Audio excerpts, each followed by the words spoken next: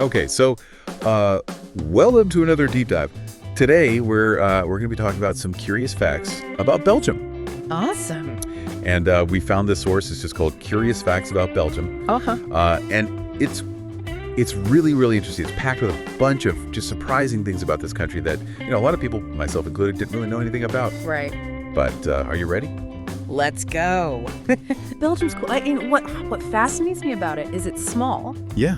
but it has so much history, culture, and, I guess you could say a little bit of quirkiness. It's like a concentrated dose of Europe. Yeah, exactly. So one thing that I found surprising was that Belgium has 3 official languages. That's a lot, yeah. Dutch, French, and German. How does that even work? Well, it's a reflection of its history. Belgium has always been at a crossroads, geographically and culturally. Different empires and influences have kind of passed through, leaving their mark. So it's kind of a linguistic melting pot in a way. Exactly. Borders and languages, they don't always line up neatly. That's true. And speaking of things that don't always line up neatly, right? French fries. Oh, there you go. Yeah. Did you know those delicious crispy potato treats, they're not French. Yeah. They're Belgian. Classic culinary misnomer. It is. How did that happen? So the most likely story is that American soldiers during World War I were stationed in the French-speaking part of Belgium. Oh, I see. Okay. And they just assumed that the fries were French. Makes sense, right? Right. It was, yeah. They're in the French-speaking part. Yeah. Food names, they travel, they get twisted, they get lost in translation. Has that ever happened to you? Oh, all the time. Okay. I've been tricked by menus before. I remember once I ordered something called Rocky Mountain oysters, thinking they were, oysters. Oh. Yeah, it wasn't quite what I expected. Not seafood, I'm guessing? Not quite, no. But let's get back to Belgium. Okay, back to Belgium.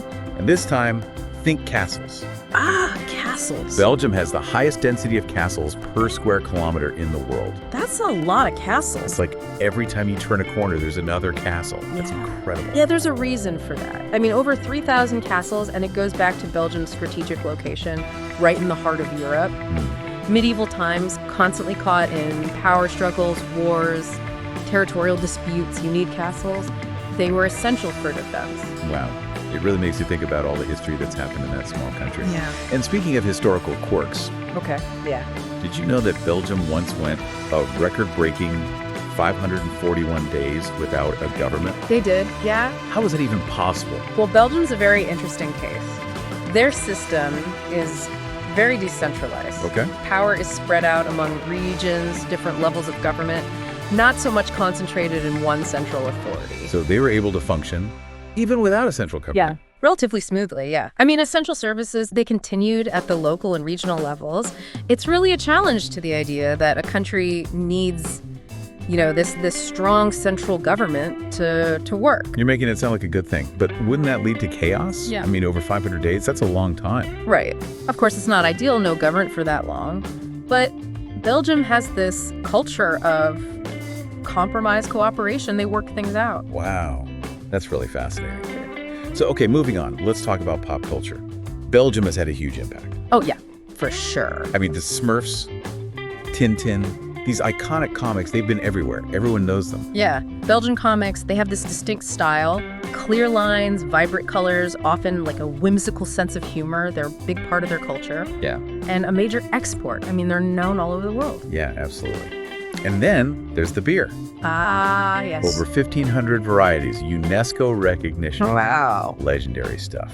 It's truly remarkable. What makes Belgian beer so special is their dedication to tradition, but also this willingness to experiment. Yeah. Trappist beers, fruit lambics, strong golden ales, you name it, they've got it. Wow. So it's really a beer lover's paradise.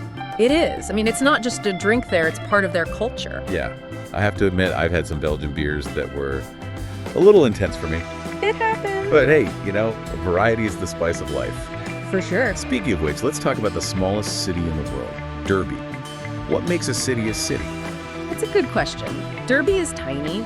It got its city status back in the Middle Ages, Duke granted them city rights. Okay. Today, it's really more of a charming town, but it's a reminder that even the smallest places have these fascinating stories. Yeah, that's really cool. And then on the other end of the spectrum, you have Brussels. the heart of Europe, Mm-hmm. the capital of the EU. Yeah, that gives Belgium a lot of influence, politically and economically. I mean, Brussels is a hub for diplomacy, decision-making. It shapes the whole European Union, not just Belgium. Wow, that's a lot of responsibility for one city. It is. Okay, last but not least, we have to talk about chocolate. Of course, the chocolate. Belgium produces a ton of it. Over 220,000 tons every year. It's pretty amazing. The chocolate is renowned. They use the finest ingredients, traditional techniques. It's a real art form. Oh, man. You're making me hungry. So if you love chocolate, you have to go to Belgium. Absolutely. And finally, to wrap things up, Belgium has some pretty strict baby naming laws. Real. Yeah. Some names are just off limits. Too unusual or offensive, I guess. Huh. It makes you think, even something as personal as a name, it's shaped by these cultural norms. Yeah. Wow. So there you have it, Belgium. 3 languages, castles galore, incredible beer, amazing chocolate, even a city that's barely a town. Who knew? It just goes to show size doesn't matter. Exactly.